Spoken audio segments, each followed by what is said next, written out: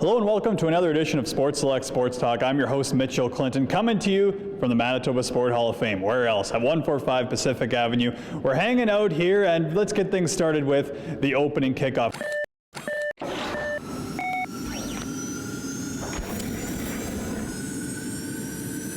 We're going to start things off. The Manitoba Junior Hockey League regular season gets underway September 20th. It's been a long preseason and a long offseason for the teams that didn't win the championship. The Steinbach Pistons, well, they would just allow that offseason to keep on going. They could go on as champions as long as the MJHL would let them. But they're going to have to defend that trophy starting September 20th. So the Winnipeg Blues, however, they're going to have to wait one more day. Their home opener is at the MTS Iceplex the next night, Saturday, September 21st. Moving right along, the Winnipeg Blue Bombers will have a chance at redemption against those Edmonton Eskimos coming up on Friday.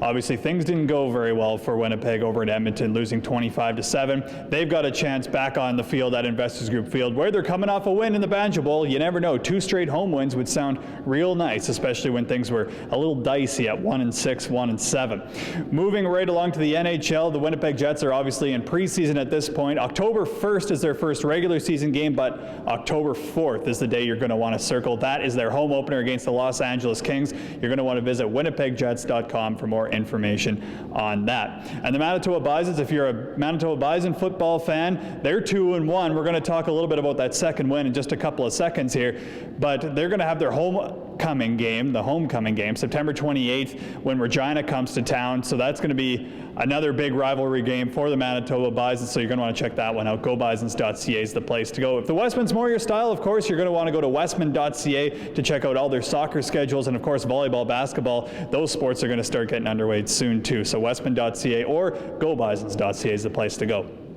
I mentioned we were going to talk about the Manitoba Bisons football team. They're getting my pat on the back this week because of this.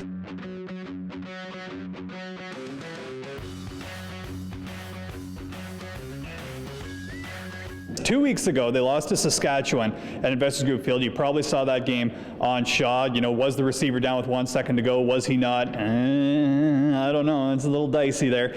But anyways, regardless of the fact of that, Brian Dobie told his team that he likes the fight that his team has, and he hasn't seen a fight like that since 2007. Of course, they won the Vanier Cup championship that year. So what do? Well, they go to UBC last weekend, and they're down 17 points with 6 minutes to go. They're looking 1-2 right in the face, but all they do is come back. Nick Dembski with the big touchdown reception from Jordan Yance to give the Bisons the lead. They end up winning the game 36-32. So they are now 2-1. They're going to be in Calgary this coming up weekend to try to push it to 3-1 and try to give those Dinos a run for their money. So pat on the back to the Manitoba Bisons. When we come back, it's Bison Sports Time, and we're going to be talking to the new volleyball coaches, the new men's volleyball coaches, which sounds crazy because Garth Pischke's been holding that down for a long time. He's taken a sabbatical. You're going to meet the two that are going to be covering for him this season. We'll be right back on Sports Select Sports Talk. When you wish for something wonderful to happen. Sometimes it can make you forget about the needles and the pain. And get through this thing. Forget about being stuck inside. Laugh with my family. Go somewhere really amazing and get through this thing. The Children's Wish Foundation of Canada. Imagine the difference a wish can make.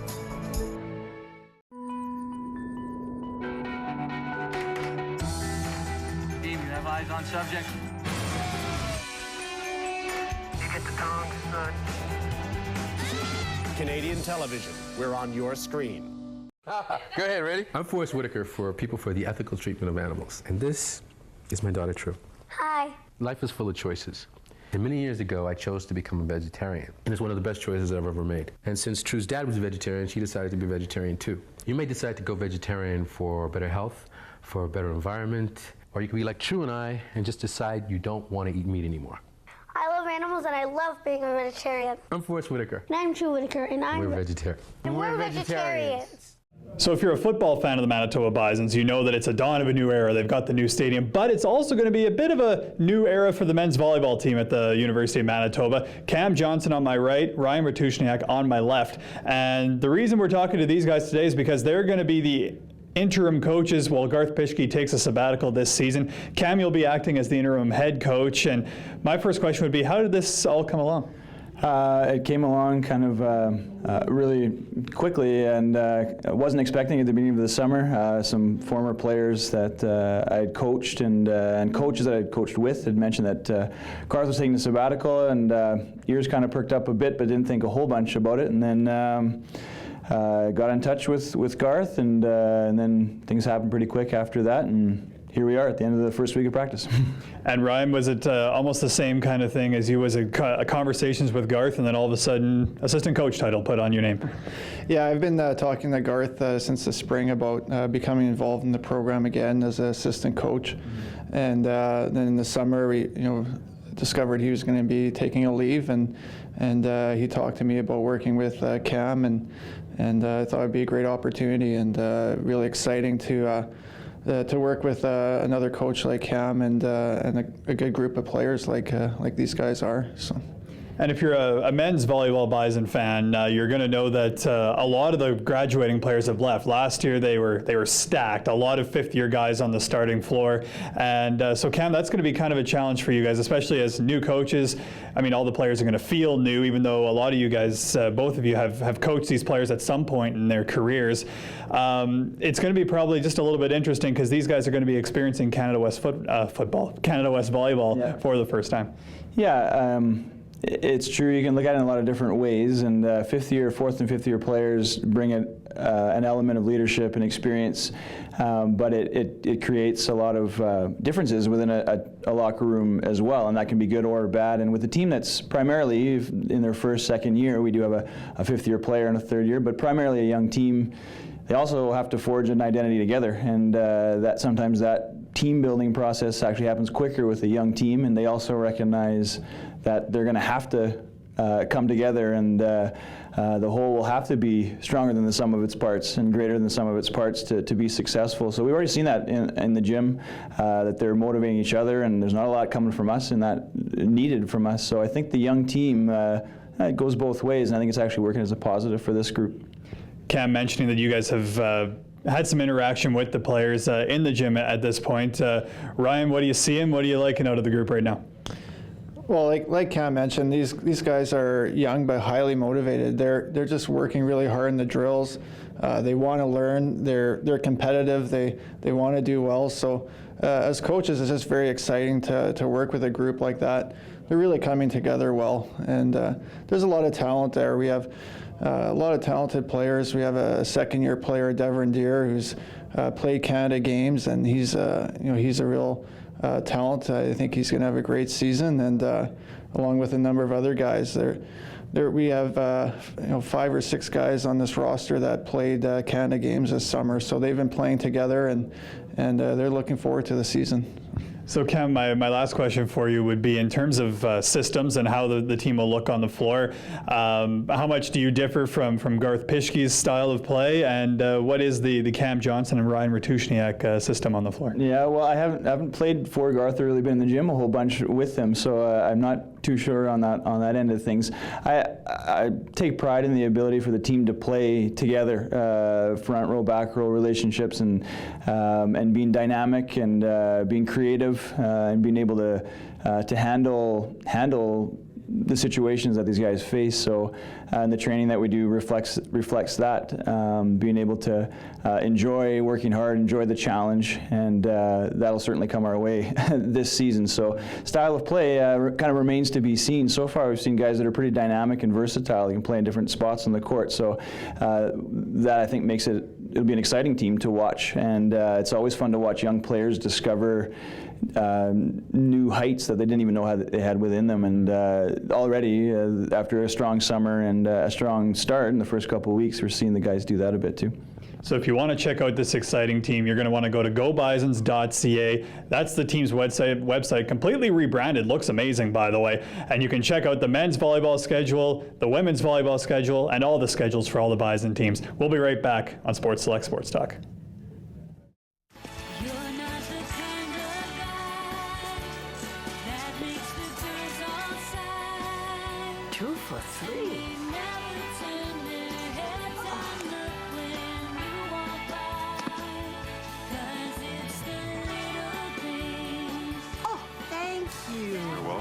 helping. What a nice young man. Pass it on. My goodness.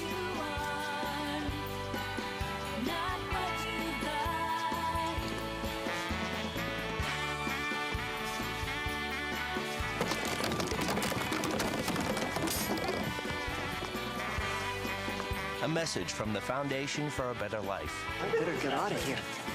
Ooh. I'm the greatest hitter in the world! Strike 3. Wow. I'm the greatest pitcher in the world! Optimism. Pass it on. So good luck to Cam Johnson and Ryan Ratushniak, two big volleyball names in the city, as they take over for another big volleyball name this season, Garth Pischke, who during that press conference, I should add, said the R word, the retirement word, that this group of players that is going to be groomed this year by Johnson and Ratushniak might be the last team that Garth Pischke coaches for the Manitoba Bisons. That just seems crazy. The guy's been coaching that team for, I believe it's 32 seasons. So good luck to Garth Pischke on his sabbatical, of course. And I mean, the Bisons are going to be happy to have him back as well. And good luck, like I said, to Cam Johnson and Ryan Ratushniak. Moving over to Manitoba Bisons soccer, Hayden Sloan-Seal won't be back to coach the team this year. So who's going to be heading up the women's soccer team? Here's your chance to meet the new coach. I'm joined by a very special guest, the brand new head coach of the women's soccer team over at the University of Manitoba, Vanessa Martinez-Lagunas. How did I do? Very good. Excellent pronunciation. Awesome. Thank you so much, Michelle. Perfect. So I guess first off, I mean, we look at your resume, it's sitting in front of me and it's got so much stuff I have to look down at it. Your coaching credentials include the United States Soccer Federation National A coaching license, the USSF National Goalkeeping license, the National Soccer Federation A license. I mean, in and all that, you're also a sports scientist and you have a background as a player and a coach. So why did you choose the University of Manitoba? Well, it's an easy answer. The main reason is that the people won my heart. Really? You know, so when I came here for my interview, the faculty members, the staff members, the Bisons sports staff and the players were just amazing, and I said, I want to work with these people because they are great human beings and really professional in all aspects, and so that really won my heart. Awesome. And I mean, also in your background, I got through about, let's say 10% of the resume there. Also on there is you were a player for the Mexico's women's national team. So obviously, from a playing standpoint, you have that background of representing your country. How much interaction have you had with some of the players on the team this year going into this CIS season? And what are your thoughts on their technical abilities, and what do you have to work on with them as a coach? Well, as you know, the transition has been short and difficult. Yeah. So actually, I just got here in Winnipeg on Sunday evening. Wow. So I have had the opportunity to work with the players actually just for full 2 days, on Monday and Tuesday. We are doing, on Monday we started in the afternoon with some fitness testing, so I could see how players are doing and if they did their homework during the summer. Even though I just arrived on Sunday evening, I have been in touch with them. So I came so that you know a little bit about the process, how it was. I came for my interview in March of last year. Then I came in May to see the players, to meet all of them for the first time and kind of make a short evaluation of them in May. And then starting at the beginning of July, beginning of July, I have been sending training plans every week. Nice. And I have been very lucky, and I have a great group of people, assistant coaches that have been of great help, including Gary Johnson and the people that I already mentioned, 3 excellent female assistant coaches, Heather Knock. She is working with the provincial team, Kara Isaac, a former player, and a potential goalkeeper coach, Christine, who also was a former player. And they have been helping me prepare the team in this transition. I couldn't come until I got my working permit, of course. And so we've been working hard and doing Skype conversations, long time, 2 to 3 hours to get everything prepared. And but on site and really watching the players, I've been working only for 2 days with them. So I think it's still very early, to give you a very specific review of how they are doing. I think I'm really looking forward for the preseason tournament in Regina next week, and that will give me a better idea of the level of play of our opponents. But what I can tell you from what I have seen so far in general is that we have very talented players. So I see a lot of potential, and I see that they have the basics in technical aspects, in physical basis. But where we need to work more is in their tactical knowledge, and that's going to be a very important focus of our work. So how do you work on that with the players then? Well, there are different ways, and as a coach and as a player, what I've seen is, you have players that have different ways to learn. Some players are more visual, some players are more that they learn if they hear it, and some players are better if they do it, right? Yeah. So I try to approach all three ways of learning. And so I do practical sessions on the field where I do kind of shadow play, and I explain them where they should go, what type of structure and form we should have. And then, of course, you explain it with your voice. And I also like to use video and software that allows me to do animation. So I can show them also with pictures what I mean. And I hope that doing this combination, players are able to understand how we want them to play. Gotta love technology too, because you talked about the animation of that technology, then also those 2 to 3 hour Skype sessions. I almost said dates, but Skype sessions with your players. That's just cool how technology's been able to help, especially during the process, like you mentioned, being able to work in Canada before getting any of that. So what does a Vanessa Martinez-Lacuna's team, what does that look like to you on the field? Like, are you more defensive, more offensive? Well, I was an attacking or offensive midfielder, so attacking player from nature. Yeah. So I really look forward to play offensive and attractive soccer. Nice. And the main points of our game philosophy, because now it's going to become, of course, the Bison game and playing philosophy, is that our team is going to have a high level of ball possession, and we're going to be unpredictable tactically, so that our opponents will never know if we're going to attack through the middle, through the flanks, and also our transition in both directions, offense to defense and defense to offense, has to be quick, because that's what it makes the difference at the highest level. Definitely, and as I know our camera guy right now, Michael B, he's a big soccer fan, and he loves his offensive soccer, and I think so do the Winnipeg soccer fans. And it's something that you talked about. You really want to get the community support behind this. Definitely, and I think it will be good for both sides. So we will try to offer you the best soccer we can, offensive, attractive soccer, and you will be very important for us. So you really will be the 12th player for us, and we need your help. We need to improve the level of women's soccer in general in Canada and in this community. And I also want to remind people about the great opportunity that you have right now, because the focus of the whole world is going to come to Canada, because Canada is going to be the host of the upcoming under 20 Women's World Cup next year, and also the FIFA Women's World Cup in 2015. And Winnipeg and our university, our stadium, is one of the hosts of the games. So this is a huge opportunity that also will make our university known in the whole world.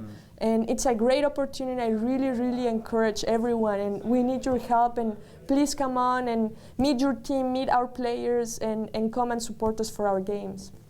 That's Vanessa, the new head coach for the Manitoba Bisons women's soccer team. They look to improve on their record of 4-7-1 from last year. They did make the playoffs that year under Hayden Sloan-Seal, and it sounds like a lot of exciting soccer coming to the University of Manitoba. If you want to check out their schedule or learn more about Vanessa, because believe me, it's a 2-page resume here, you want to go to gobisons.ca. Thanks for doing this, Vanessa. Really appreciate it. Michelle. Thank you. We will go to break on Sports Select Sports Talk. We'll be right back. It's a fact that many older homes contain asbestos. When you cut or disturb asbestos, the fibers can get into the air, and that's just plain dangerous. Today, we know that breathing in asbestos can cause lung cancer as well as serious lung diseases. If you plan to renovate, don't touch things that may contain asbestos. Leave it to the pros. They know what they're doing. To learn more about asbestos and your lung health, go to lung.ca.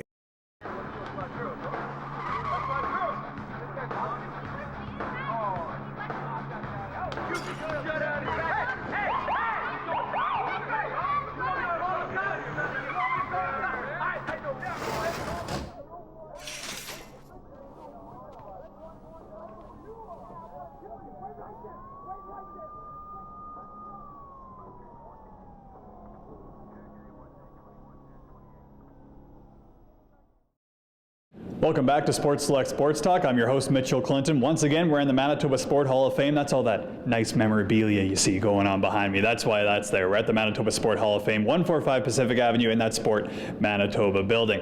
We're going to move to football here, where Buck Pierce, of course, was moved to BC, to the BC Lions. That's where he came from before he came in over to Winnipeg. And Buck, you know, he got attached to Winnipeg. He said he's still going to call it his home, but you know what? Let's hear it from Buck.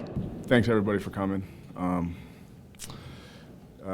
You know, I first just really want to thank everybody. I want to thank everybody here.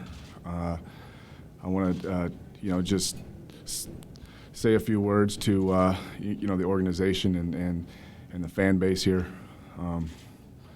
I was given an opportunity when a lot of people didn't give me an opportunity, you know, to come in here and be a part of something that that was great. I'm truly blessed to have, you know, had the opportunity to don the Blue Bomber uniform for 4 seasons. Football aside, it's been a great thing for me to be here in the city and be involved in this community. I can't thank the fan base, the organization enough for what they've done for me and my family. So thank you to them. I also want to you know, say that you know, Winnipeg is my home. It's a place that, you know, that I want to be, you know, that I will be here in the off season. I will you know, call it home, and you know, hopefully someday in the future I can you know, be back in some aspect of the organization. So, of course, good luck to Buck Pierce over in BC, and nice to know he'll still call Winnipeg home. I mentioned at the top of the show, it's the Winnipeg Jets preseason right now. Coach Claude Noel, before training camp even got underway, he had his first talk with the media. Well, I just wanted to say a couple of things. First of all, I hope everybody spent a good summer. I know that I have, and I'm certainly ready to go. And looking very much forward to the season. Judging from the way the players have appeared this morning in training camp, we're very happy with how they've come into shape and how they've come here. And really looking forward to the season and anticipating some very good things this year. Well, one of the things we focused on was the special teams. We have to be better there. That's certainly one of them. I mean, you know, from a management standpoint, I think we've made some investments in some of the players and signing them to long-term deals, and we've certainly put our trust into the core group of players. And so, for me, the focus for me is with some of the additions we've made, how are we going to make this team play the way that we want to play to elevate us to the point where we now become a playoff team. And that's really primarily what I've focused on. You know, the more depth that you have and the more, like right now when you look at our roster, it looks like we were shaping up to have 4 pretty solid lines with a solid set of defense. And I think that for us, the one thing that is good for us is that, to me, the motor that drives the team is really the competition that gets created between the players. And I think that's something that as a coach you have to drive, and you have to do that through accountability. But I think that the addition of players, when I look down the roster of the potential players that are going to be here, where you slot them and stuff, I think we've got a lot of good things to look forward to in both the forwards and the defense. Always good to hear from head coach Claude Noel, who was all business in that press conference. You know, maybe once they get a few wins, he might start talking about his vest or those nice stories that we like to hear from Claude Noel. One of the nice stories of the offseason, of course, was that Brian Little and Blake Wheeler signed, as well as Zach Bogosian, but we're going to focus on the forwards at this point. We did a story this week on Shaw TV Sports about that top line the Winnipeg Jets have. Here's that story.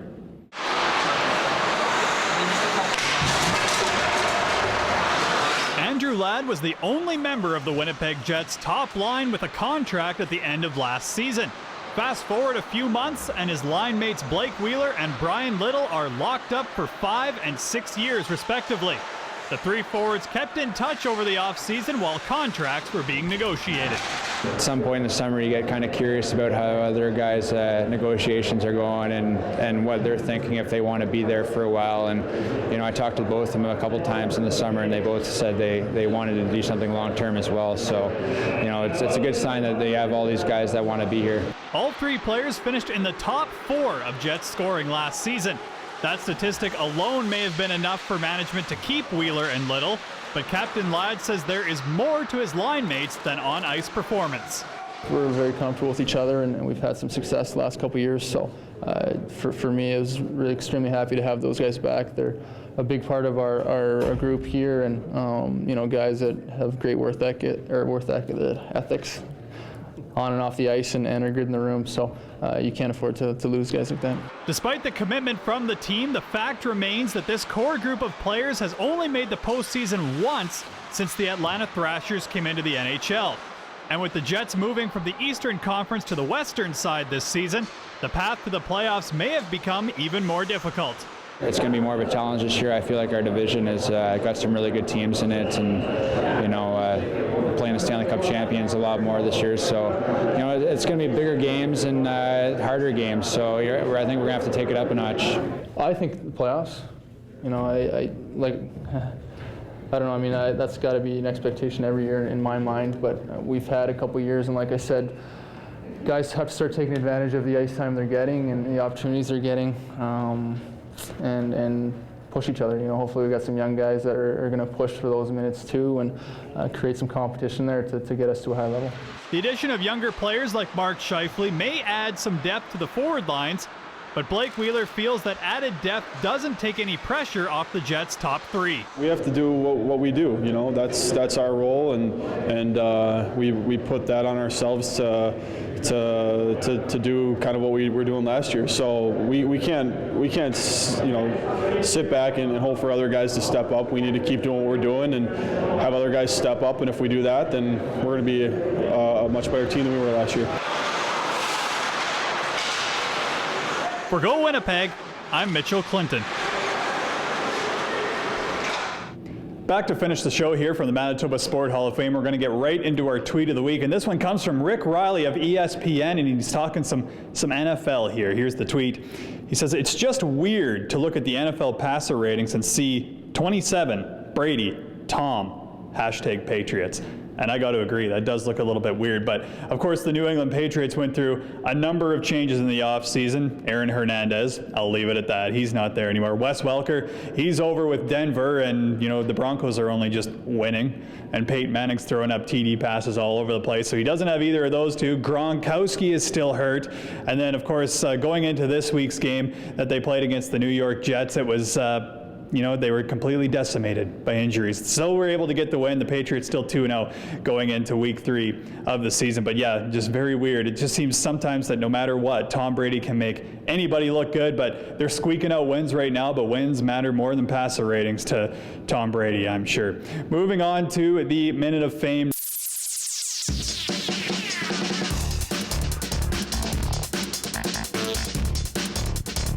My Minute of Fame is actually going to focus on some amateur football here in Winnipeg. And the reason for that is the Fort Garry Lions, if you remember from the Shaw TV Sports a few months ago, they're getting new lights at their field. So that's awesome, good for them. That's going to look really good. And of course, the Transcona Nationals unveiled their lights as well. Here's a photo from the midget football website. They're all kneeling down there in front of it, looking good. I love being able to play under the lights.